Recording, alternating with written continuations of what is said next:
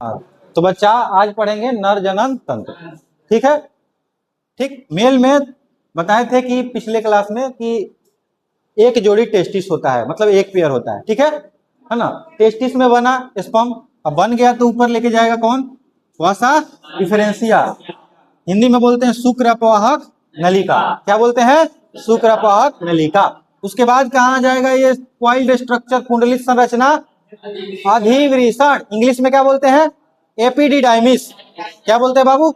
Epididymis. उसके बाद कहा जाता है शुक्रवाहिनी, इंग्लिश में बोलते हैं वास डिफरेंस। ठीक है, नसबंदी होता है तो यही काट दिया जाता है, वैसेक्टोमी। पुरुष नसबंदी यही काट कर बांध दिया जाता है। ठीक है, वैसेक्टोमी। वैसेक्टोमी से स्पर्म तैरते हुए कहाँ जा रहा है ना, यहाँ सूजा हुआ भाग है उसको एम्पुला बोलते हैं, लेकिन है ना आगे यहाँ पर ये क्या है? इजेकुलेटरी डक्ट, स्खलन वाहिनी है। अब स्खलित होगा ना, कहाँ होगा स्खलित? मूत्र मार्ग में। कहाँ होगा? मूत्र मार्ग में।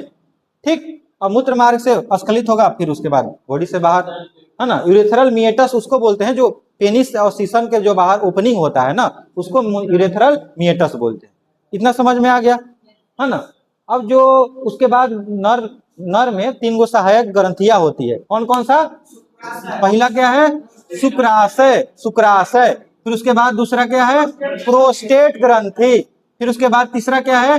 बल्बो यूरेथ्रल ग्रंथि। ठीक है, जो शुक्राशय होता है उसको इंग्लिश में क्या बोलते हैं? Seminal vesicle.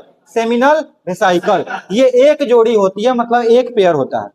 ठीक है ना। सीमेन का सबसे ज्यादा यही भाग बनाती है, 70 से 80% भाग बनाती है। प्रोस्टेट ग्रंथि जो होता है एकल होता है, मतलब सिंगल होता है।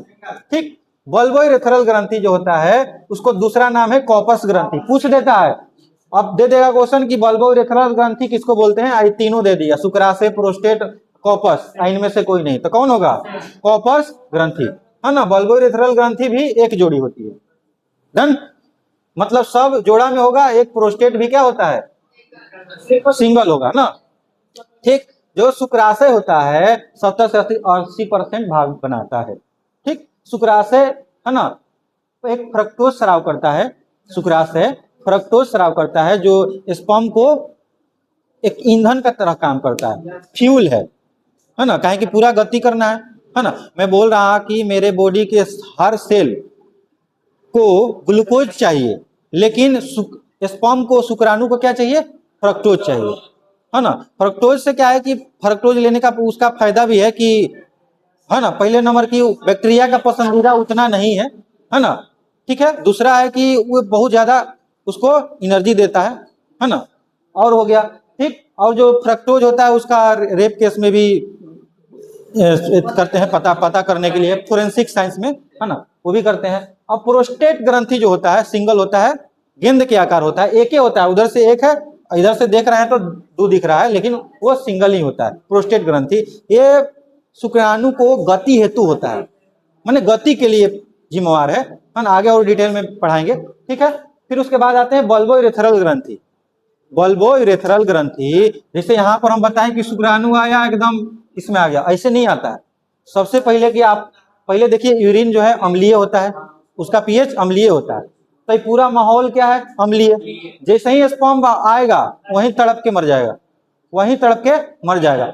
अब ये माहौल क्या है? अम्लीय, है ना। तो कोई क्षारीय केमिकल आएगा तो उदासीन होगा। पढ़े होंगे कि अम्लीय और क्षार मिलकर उदासीन हो गया, न्यूट्रलाइजेशन पढ़े होंगे, है? तो बल्बो यूरेथ्रल ग्रंथि क्या किया? एक अपना द्रव स्राव करता है, फ्लूइड, अल्कलीन। क्या है? अल्कलाइन, अल्कलाइन, अल्कलाइन, है ना। क्षारीय द्रव स्राव करता है, क्षारीय।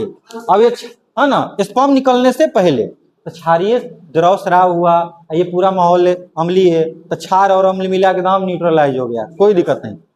ठीक, अब आएगा स्पर्म। ठीक है ना।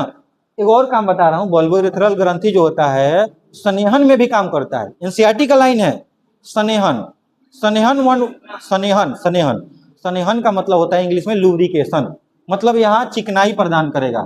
ठीक है, स्पर्म आने से पहले, ये पहले से 2 काम हो गया।